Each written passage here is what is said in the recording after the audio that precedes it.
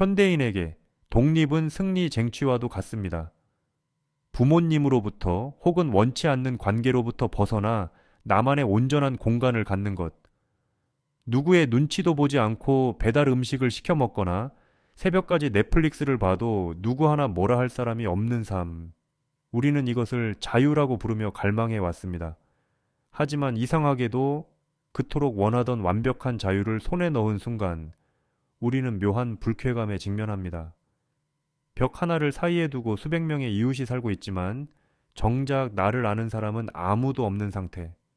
자유로워서 좋다고 말하면서도 습관적으로 SNS를 새로 고침하거나 의미 없는 영상을 끝없이 넘겨보고 있지는 않나요? 오늘 제가 여러분의 세계관을 조금 흔들어 보겠습니다. 당신이 느끼는 그 공허함은 단순한 기분 탓이 아닙니다. 우리 뇌는 지금 당신이 누리는 완벽한 독립을 사실상 생존 위협으로 받아들이고 있기 때문입니다. 지금부터 머리가 띵해질 뇌과학적 사실 하나를 알려드릴게요. 우리 뇌에는 배측 전대상 피질이라는 부위가 있습니다. 이곳은 우리가 뜨거운 냄비에 손이 데었거나 날카로운 칼에 베었을 때 아프다라고 소리를 지르게 만드는 신체적 통증 처리 센터입니다. 그런데 놀라운 사실은 우리가 사회적으로 소외되거나 고립감을 느낄 때도 이 부위가 똑같이 활성화된다는 겁니다. 뇌과학자들의 연구에 따르면 뇌는 누군가에게 거절당하거나 혼자 남겨졌을 때 느끼는 심리적 고통을 실제 팔다리가 부러졌을 때의 고통과 구별하지 못합니다.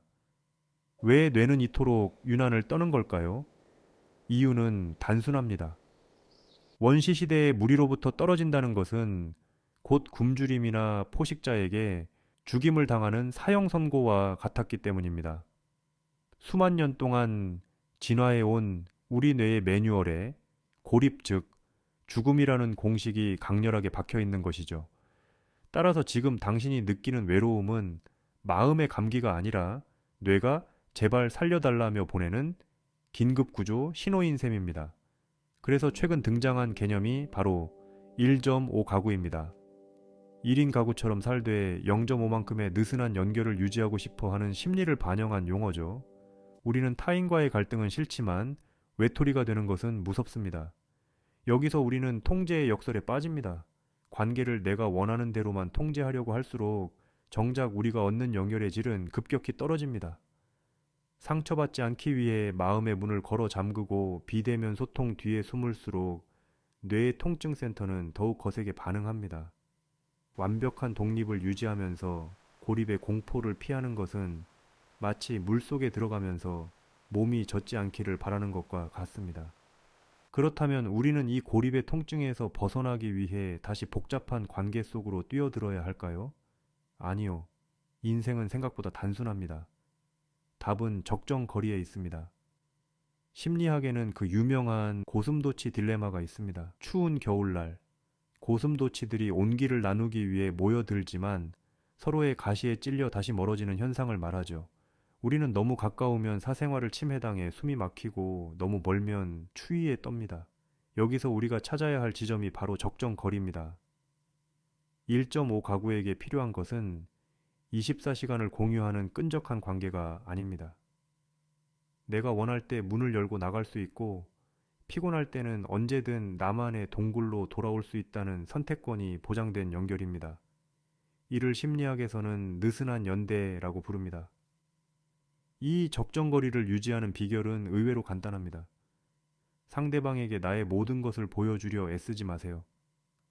뇌과학적으로 볼 때 우리는 타인의 모든 것을 알 때보다 필요할 때 그 자리에 있어 줄 것이라는 신뢰를 느낄 때 더 큰 안정감을 얻습니다. 즉, 관계의 양보다 안정적인 거리감 그 자체가 뇌를 안심시키는 치트키인 셈입니다. 앞서 분석한 영상에서 우리는 80대 20 법칙을 배웠습니다. 우리 삶의 행복 80%는 단 20%의 핵심 관계에서 나옵니다. 뇌는 수백 명의 팔로워를 필요로 하지 않습니다. 뇌가 생존을 위해 갈구하는 연결의 최소 단위는 생각보다 훨씬 소박합니다.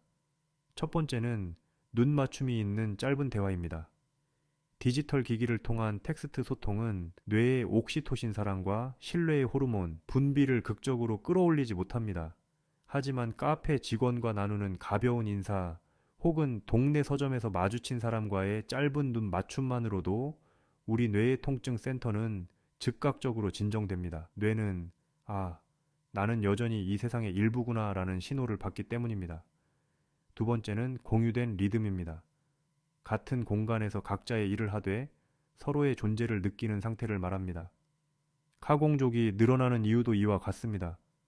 완벽한 고립은 뇌를 마비시키지만 타인의 적당한 소음과 움직임은 뇌의 전두엽을 자극해 오히려 집중력을 높여줍니다. 우리는 과거의 상처 때문에 스스로를 고립시키기도 합니다. 사람들은 결국 나를 떠날 거야. 혼자가 가장 편해. 라는 생각들이죠. 하지만 기억은 고정된 파일이 아니라 수정 가능한 소설이라는 점을 잊지 마세요. 당신이 과거에 느꼈던 거절의 상처는 뇌가 생존을 위해 과장해서 기록한 다큐멘터리일 가능성이 큽니다. 이제는 그 기억의 편집권을 당신이 쥐어야 합니다. 나는 거절당한 것이 아니라 내게 맞는 적정거리를 찾아가는 과정에 있는 것이다 라고 서사를 다시 써보세요. 고립을 피해로 정의하지 않고 실험으로 정의하는 순간 당신의 뇌는 방어 모드를 해제하고 세상을 향해 조금씩 촉수를 뻗기 시작할 것입니다. 이제 우리는 고립의 위험성을 알았고 적정 거리의 중요성도 이해했습니다. 하지만 머리로 아는 것과 실제로 행동하는 것은 별개죠. 여기서 필요한 것이 바로 습관 루프입니다. 나쁜 습관을 지울 수는 없지만 행동을 교체할 수는 있다는 원리를 이용하는 겁니다. 대부분의 1인 가구가 고립되는 패턴은 이렇습니다. 퇴근 후 밀려오는 적막함이라는 신호가 오면 침대에 누워 무의미하게 스마트폰을 보는 행동을 하고 일시적인 자극이라는 보상을 얻습니다. 하지만 이 루프가 반복될수록 뇌의 통증 센터는 점점 더 예민해집니다. 이제 이 행동을 업그레이드 해보세요. 적막함이라는 신호가 올 때 스마트폰 대신 30분간 동네 산책하며 사람 구경하기나 평소 호감이 있던 지인에게 짧은 안부 문자 보내기라는 행동을 집어넣는 겁니다. 보상은 똑같습니다. 나도 사회의 일원이다 라는 안도감이죠. 뇌는 이 새로운 루프가 반복될 때마다 고립이라는 비상 스위치를 조금씩 내리기 시작합니다. 인간의 결정 90%는 감정이 내린다는 사실을 기억하시나요? 당신이 누군가를 만나고 싶다라고 느끼거나 반대로 오늘은 혼자 있고 싶다라고 느끼는 그 강렬한 직관은 사실 당신의 뇌가 수만 개의 데이터를 처리해 내놓은 결과입니다. 만약 오늘따라 고립감이 깊게 느껴진다면 그것은 당신의 이성이 판단하기 전에 감정에 뇌가 이미 연결이 필요해 라고 50만 배 빠른 속도로 외치고 있는 것입니다. 이 감정을 억누르거나 논리적으로 부정하려 하지 마세요. 대신 그 감정과 행동 사이의 짧은 멈춤을 이용해 보세요. 아, 내 뇌가 지금 통증을 느끼고 있구나. 그럼 아주 작은 연결 하나만 선물해주자. 이 멈춤이 당신을 주도적인 삶으로 이끕니다. 이제 정리를 해보겠습니다. 인생은 나를 찾는 과정이 아니라 나를 만드는 과정입니다. 완벽한 독립이란 없습니다. 우리는 모두 파도를 타는 서퍼일 뿐이며 그 파도는 다른 사람들과 함께 출렁이는 사회라는 바다입니다. 인생을 바꾸는 치트키는 언제나 단순합니다. 첫째, 고립이 신체적 통증과 같다는 사실을 인정하고 외로움을 느끼는 나를 비난하지 마세요. 둘째, 내가 통제할 수 있는 단 하나. 오늘 나의 작은 연결 행동을 다스리세요.